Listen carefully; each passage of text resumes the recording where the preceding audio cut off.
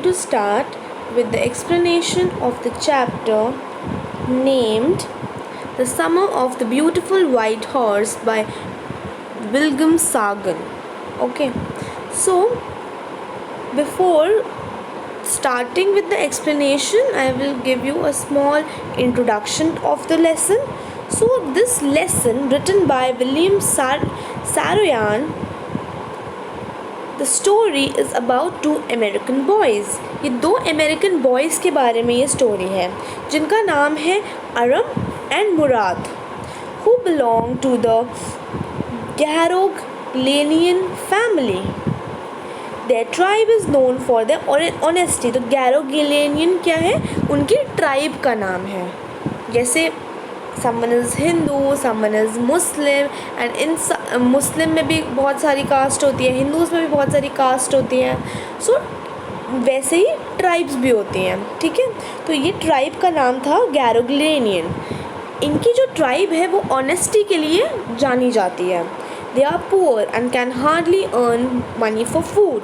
They both long to ride a horse. They both long to means they wanted to ride a horse. वो बहुत गरीब हैं, money भी नहीं है उनके पास खाने पीने के लिए, बट उनकी बहुत ज़्यादा इच्छा है कि वो किसी हॉर्स पे राइड करें. मुराद had stolen a horse from a farmer a month ago. One early morning, he brought it to the window of Aram and asked him to come along for a ride. They rode the horse for many days. When Aram gets to know the horse is stolen, he gets shocked but discounts the stealing in his mind. So, जब अरम को पता चलता है कुछ दिन बाद कि जो हॉर्स है वो चुराया हुआ है, he gets shocked. One day, the owner of the horse, John Brew, comes to his house to complain about his missing horse to Uncle Khusrov. तो जो ओनर है हॉर्स के वो हैं जॉन ब्रेव. तो वो उनके घर आते हैं to complain about the missing horse. One day on their way back to ride the horse on the deserted vineyard जहाँ पे वाइन्स उगाई जाती हैं. ठीक है, वाइन्स के पेड़ जहाँ उगाए जाते हैं उनको विनयार्ड बोलते हैं. They meet the owner and feel guilty at the end. The next morning they return the horse back to the owner barn. So एक दिन जब वो ओनर से मिलते हैं, they felt guilty about stealing the horse, और फिर वो at the end उसको वापस कर देते हैं. This is what the gist of the story is. Now let's start with the explanation. Okay, I will read one paragraph and then I will explain you. One day, back there in a good old days when I was 9 and the world was full of very imaginable kind of magnificence. Magnificence means extremely beautiful, and life was still a delightful and mysterious dream. My cousin Murad, who had considered crazy by everybody who knew me except me, came to my house at 4 in the morning and woke me up tapping on the window of the room. Aram, he said. I jumped out of the bed and looked out of the window. I couldn't believe what I saw.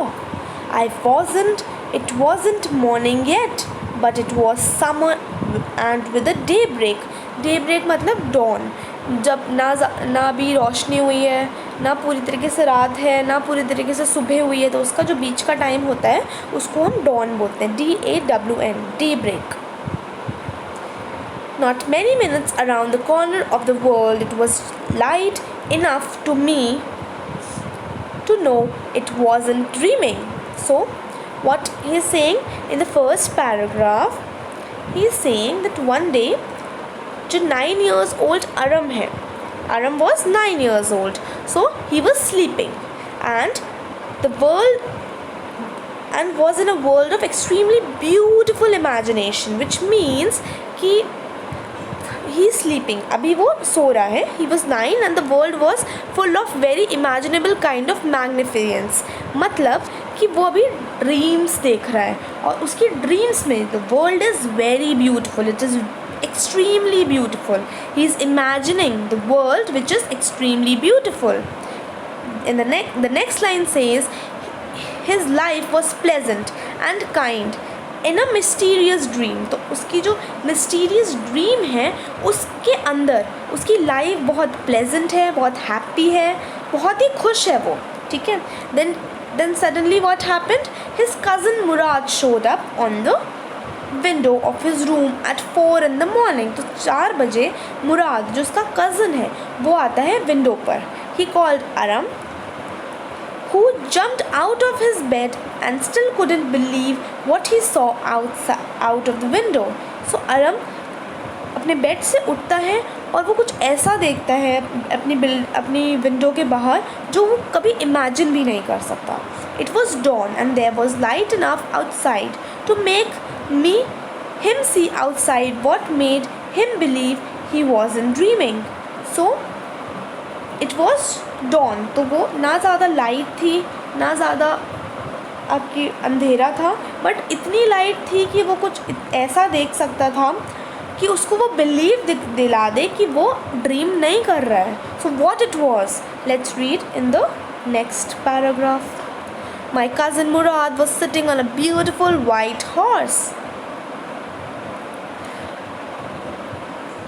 I stuck my head out of the window and rubbed my eyes. Yes, he said in Armenian. It's Armenian मतलब होता है an official language of Armenia. ठीक है, Armenia एक जगह है जिसकी official language आर्मेनियम है. ठीक है, ARMENIAN. Let's read further. It is a horse. You are not dreaming. Make it quick if you want to ride. So, what he saw?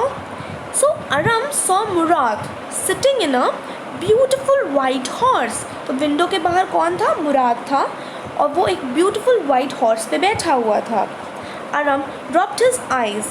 So, जब हमें कुछ विश्वास नहीं होता तो हम जल्दी जल्दी अपनी आइज़ रब करते हैं जिससे कि ऐसा अपने आप को बिलीव दिलाने के लिए कि कहीं हम सपना तो नहीं देख रहे हैं. So this is what he did. Aram rubbed his eyes and stuck out his head out of the window. तो उसने अपना हेड बाहर निकाला विंडो से to see, is it for true, is it for real? So Murad assured him that it was not a dream. He asked if he want to ride, he must be quick. ठीक है? So what happened? He said, Murad said that it is not a dream. उसने assurance दिलाई आराम को कि वो dream नहीं है और अगर तुम्हें इस ब्यूटीफुल वाइट हॉर्स पर राइड करना है so be quick and come down. Okay? This is what Murad said. Let's read further. I knew my cousin Murad enjoyed being alive more than anybody else who had ever fallen into the world by mistake, but this was more than I could believe. In the first place, my earliest memory had been memories of horse and my first longings means कोई desire had been longings to ride. This part was the wonderful part. So what happened next? So Aram told that Aram is thinking actually that Murad was the type of person who enjoyed being alive. So Murad एक ऐसे kind of person था जिसको जीना पसंद था, but he couldn't believe that he was seeing a horse in front of him. So Murad जो था वो ऐसा इंसान था जो जिसको अच्छा लगता था कि वो जिए, जितनी लाइफ है उसको फुल्ली जीने से के लिए हैप्पीली जीना अच्छा लगता था उसे. बट जो मुराद सामने देख रहा था ब्यूटीफुल वाइट हॉर्स, वो उसको बिलीव ही नहीं कर पा रहा था. Aram's earliest memory was of horse and he was wanted to ride one. तो उसकी जो earliest memories है अरम की वो about किसके बारे में है? हॉर्स के बारे में है. और अरम की बहुत लंबे समय से ये डिज़ायर थी, ये वांट थी कि वो एक हॉर्स को राइड करे. And this was the wonderful part that he was actually going to ride horse for real and he is thinking कि अब कितना wonderful part है, कितना wonderful moment है जो उसको horse ride करने का मौका मिलेगा अब. Okay, this is what he is thinking. Let's read further. In the second place, we were poor. This was the part that wouldn't permit me to believe what I saw. So, what he is saying that Arun's family was poor and he had no money. So, it was difficult for him to believe in what he saw outside the house. तो उसके लिए ये इतना difficult क्यों था, उसके लिए as a dream क्यों थी ये चीज़ कि जब उसने देखा हॉर्स को, why it was like a dream to him, because वो बहुत ही गरीब फैमिली से बिलोंग करता था और एक हॉर्स ओन करना was like a dream for him. So जब उसने हॉर्स देखा तो उसको ऐसा लगा कि ये उसके लिए एक ड्रीम है, ये सच हो ही नहीं सकता, because he could not afford that horse. Okay, let's read further. We were poor, we had no money, our whole tribe was poverty stricken. मतलब पूरी जो ट्राइब है, जो आपकी पूरी कम्युनिटी है ऑफ गैरोगेनियन, वो सब पुअर है. ठीक है. Every branch of Garoghlanian family was living in the most amazing and comical मतलब funny poverty in the world. Nobody could understand where we ever got money enough to keep us with food in our bellies, not even the old men of the family. Most important of all, though we were famous for our honesty, we had been famous for the honesty for something like 11 centuries. Even when we had been the wealthiest family in what we like to think was the world. We were proud first, honest next, and after that we believed in right and wrong. None of us would take advantage of anybody in the world, let alone steal. So, what he's saying, he's telling us about his tribe, Garoghlanian tribe. तो Garoghlanian tribe जो है वो एक Armenian tribe है. Armenia एक जगह है जहाँ पे ट्राइब होती हैं, तो उस एक ट्राइब की बात ही इज़ टेलिंग. तो he is telling that he belong to Garoghlanian tribe family that was stricken in funnily in poverty. So वो जो पूरी कम्युनिटी है, सिर्फ उसकी फैमिली ही पुअर नहीं है, पूरी कम्युनिटी ही पुअर है वो.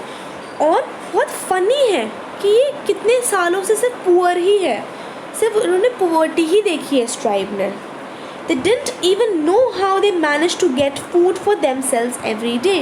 उनको ये तक नहीं पता कि उनके पास इतने पैसे भी कहाँ से आते हैं जो वो मैनेज कर पाते हैं हर दिन का फूड अफोर्ड करना. Although this tribe was poor, they were known for their honesty for 11 centuries. तो 11 centuries से ये सिर्फ और सिर्फ ये जो ट्राइब है, गैरोग्लेनियन ट्राइब, वो अपनी ऑनेस्टी के लिए जानी जाती है, अपनी लॉयल्टी के लिए जानी जाती है. ठीक है. They were honest, proud and always believed in right and wrong. No one from their family would ever steal anything. So, he is telling us that जो ये पूरी जो कम्युनिटी है, दे वर ऑनेस्ट, और इस बात पे वो अपने प्राउड हैं. दे ऑलवेज बिलीव्ड रॉन्ग क्या है और राइट क्या है, और इस नज़रिए से अगर उनको वर्ल्ड देखे तो वो सबसे वेल्दीएस्ट है, सबसे रिचेस्ट कम्युनिटी है, क्योंकि दे आर ऑनेस्ट. वो जो खाते हैं वो अपनी ऑनेस्टी से खाते हैं. ठीक है. No one from their family would ever steal anything or would take advantage of anyone in the world. और वो कभी सोच भी नहीं सकते किसी से कुछ चुराने का या फिर कुछ किसी से एडवांटेज लेने का. They can never think of it. Okay? Let's read further. Consequently, even though I could see horse so magnificent, consequently मतलब as a result. Let's read further. Even though I could see the horse so magnificent, even though I could smell it so lovely. Even though I could hear it breathing, so exciting, I could believe the horse had anything to do with my cousin Murad, or with me, or with any of the other members of our family, asleep or awake, because I knew my cousin Murad couldn't have bought the horse, and if he couldn't have bought it, he must have stolen it, and I refused to believe he had stolen it. So, what he is telling, he is saying that he was so excited that he was seeing a horse that was so pleasant and beautiful. So Aram is very excited क्योंकि वो एक horse देख रहा है. It is beautiful, it smells beautiful, okay, it is breathing, and that is very exciting to see that. He had never seen a horse, he had never ride a horse, so उसके लिए ये सब चीज़ें बहुत exciting हैं. He could smell the horse, he could hear it breathing, and still couldn't believe that Murad or anyone in the family could afford it. So वो believe करने के लिए ही तैयार नहीं है कि कोई उसकी फैमिली में या फिर मुराद या फिर अरम खुद इसको ओन कर सकता है. वो लोग अफोर्ड ही नहीं कर सकते horse, because they are very poor.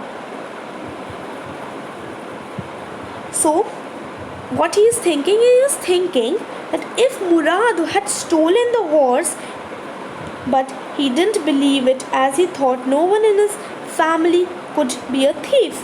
So पहले तो उसे लगा कि जब हम ये अफोर्ड ही नहीं कर सकते, ना हमारी फैमिली में कोई अफोर्ड कर सकता है, तो ये जो हॉर्स है मस्ट हैव बीन स्टोलन, मतलब मुराद ने इसको कहीं ना कहीं से चुराया ही होगा. But in the next moment he thought कि कोई भी हमारी फैमिली से, हमारी ट्राइब से थीफ हो ही नहीं सकता, because it is known for our honesty. Okay, let's read further.